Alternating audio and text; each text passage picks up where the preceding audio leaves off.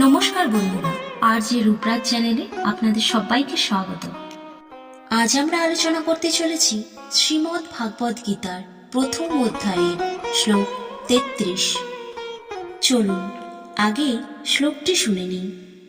তৈমেহবস্থিতা যুদ্ধে প্রাণাংস্তক্ত্যধনানি চ আচার্য পিতরঃ পুত্রাশ তথৈব চ পিতামহা।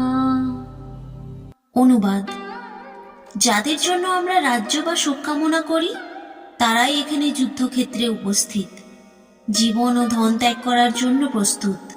শ্লোকটির তাৎপর্য: এই শ্লোকে অর্জুন আরো গভীরভাবে যুদ্ধের উদ্দেশ্য নিয়ে চিন্তা করেন। তিনি উপলব্ধি করেন যে যাদের জন্য সুখ, রাজ্য এবং পার্থিব অর্জনের আকাঙ্ক্ষা ছিল তারাই এই যুদ্ধক্ষেত্রে উপস্থিত এবং জীবন ত্যাগের জন্য প্রস্তুত। পরিবারের সদস্য, গুরুজন এবং প্রিয়জনদের নিয়ে যুদ্ধ করার ধারণা অর্জুনকে ভারাক্রান্ত করে তোলে এবং তিনি বুঝতে পারেন যে এই ধরনের সংগ্রামের ফলে প্রকৃত লাভ বলতে কিছুই হবে না। তাই তার কাছে রাজ্য বা সুখের কোনো প্রয়োজন নেই।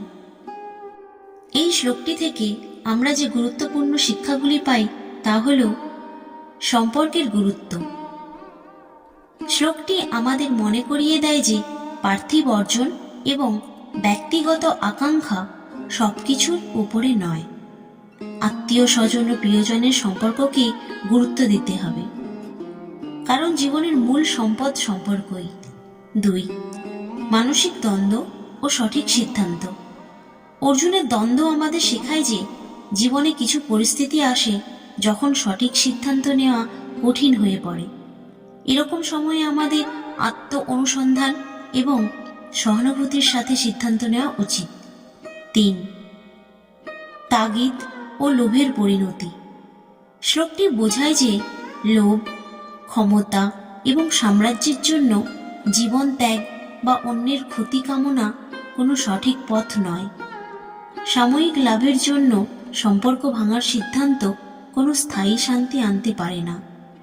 এই শ্লোকটি অর্জুনের ভিতরে জাগ্রত হওয়া মানবিক অনুভূতি এবং পার্থিব লোভের ওপর এক সুন্দর প্রতিফলন, যা তাকে আরো গভীর প্রশ্ন করতে উৎসাহিত করে।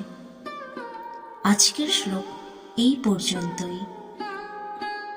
পরবর্তী শ্লোক ও তার তাৎপর্য শোনার জন্য আপনারা আমাদের চ্যানেলটি সাবস্ক্রাইব করে পাশে থাকা বেল আইকনটি প্রেস করুন, যাতে আমাদের ভিডিও আপলোড হওয়ার সঙ্গে সঙ্গে আপনাদের কাছে নোটিফিকেশন চলে যায়। আর আমাদের ভিডিওটি যদি আপনাদের ভালো লেগে থাকে তাহলে ভিডিওটিকে লাইক করে শেয়ার করে দেবেন। আপনাদের সাপোর্ট আমাদের অনুপ্রাণিত করবে।